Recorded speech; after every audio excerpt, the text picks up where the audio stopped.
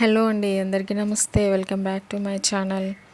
చాలా రోజులైంది vlog shoot చేసి స్టిచ్చింగ్ వీడియోస్ కూడా పెట్టి. అయితే ఈరోజు ఎలా అయినా వీడియో పెట్టాలనుకుంటున్నాను. సమ్మర్ హాలిడేస్ కదా, పిల్లలు చుట్టాలు ఇదే అయిపోయింది.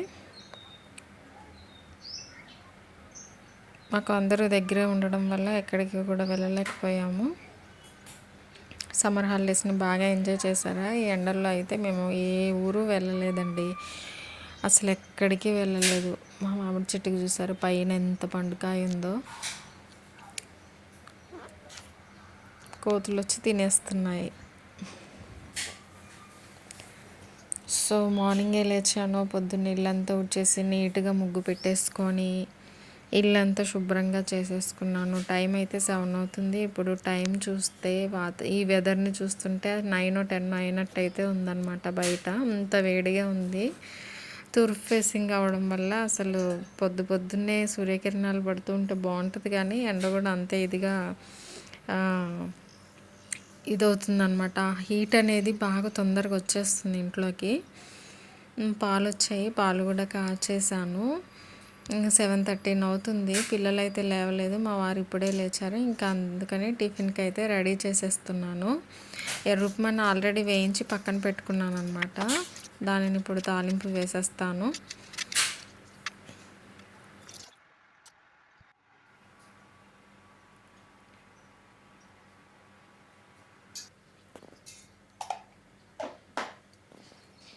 గోధుమ ఉప్మా అంటారు, ఎర్ర ఉప్మా అంటారు, ఎలా పిలుస్తారో తెలియదు. మా వైపు అయితే ఎర్ర ఉప్మా అంటాము, గోధుమ ఉప్మా అని కూడా అంటాం అన్నమాట. ఆయిల్ వేసేసి తాలింపు సామాన్లు వేసేసుకొని ఉల్లిపాయలు, కొంచెం ఎండుమిర్చి, పచ్చిమిర్చి, అల్లం వెల్లుల్లి పేస్ట్ ఇవన్నీ వేసి కొద్దిగా ఇంగువ కూడా వేసేస్తే అంతా ఖచ్చితంగా అల్లం పేస్ట్ వేసుకోండి. చాలా చాలా బాగుంటుంది. టేస్ట్ అయితే సూపర్గా ఉంటుంది. నేనైతే ఉప్మాలు ఎప్పుడు చేసినా కూడా, తెల్ల ఉప్మా చేసినా ఎర్ర ఉప్మా చేసినా అల్లం వెల్లుల్లి పేస్ట్ అయితే ఖచ్చితంగా వేస్తాను. ఎసరు వేసేసిన తర్వాత ఇది మరుగుతూ ఉంటుంది. ఈలోపు క్యాబేజ్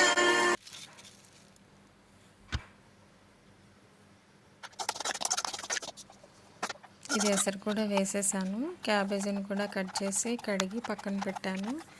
ఆల్రెడీ నేను పచ్చిశనగపప్పు నానబెట్టి పెట్టాను అనమాట. ఇప్పుడు ఇది కూడా కుక్కర్ పెట్టేసి మా వారికి నాకు టీ ప్రిపేర్ చేసుకున్నాం కదా, అది కూడా గ్లాసుల్లో వేసేసుకున్నాము. ఇది కూడా ఉడికిపోయింది. మేము టీ తాగేలోపు ఇది కూడా విజిల్స్ వచ్చేసింది అనమాట.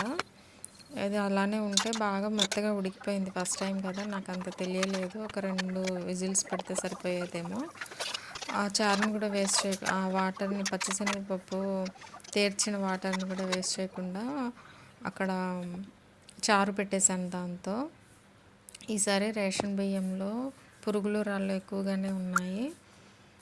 అందుకని నిన్న అంతా ఎండబెట్టాను అన్నమాట. ఇవి ఇప్పుడు మొత్తం చెరిగేసి మళ్ళీ పురుగు పట్టకుండా కొంచెం ఎండుమిర్చి, బిర్యానీ ఆకైతే వేసాను. ఇలా చేస్తే పురుగులు ఎక్కువగా రాకుండా ఉంటాయంట. ఈ ట్రిక్ అయితే అప్లై చేశాను. మరి చూడాలి ఎలా ఉంటుందో. చాలామంది చెప్పారు ఇలా చేయమని. యూట్యూబ్లో కూడా చూశాను.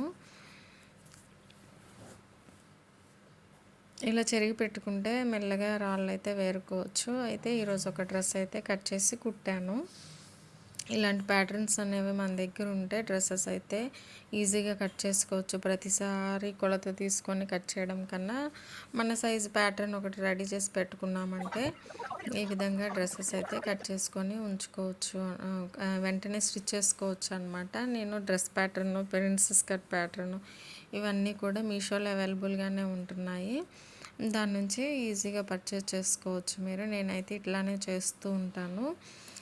పర్ఫెక్ట్గానే వస్తాయి, ఏం తేడా అయితే ఏముండదు. స్టిచ్ చేసే విధానంలో ఉంటుంది ఏదైనా. కటింగు పర్ఫెక్ట్గానే ఉంటుంది. ఫైనల్గా డ్రెస్ అయితే ఈ విధంగా రెడీ అయిపోయింది. స్టిచ్చింగ్ అనేది వచ్చి ఉండాలి. కొంచెం మనం ఆల్టర్నేషన్ చేసుకోవడానికైనా, పిల్లల డ్రెస్సులు కుట్టుకోవడానికైనా ఉంటుంది. ఓకే అండి, మరొక వీడియోతో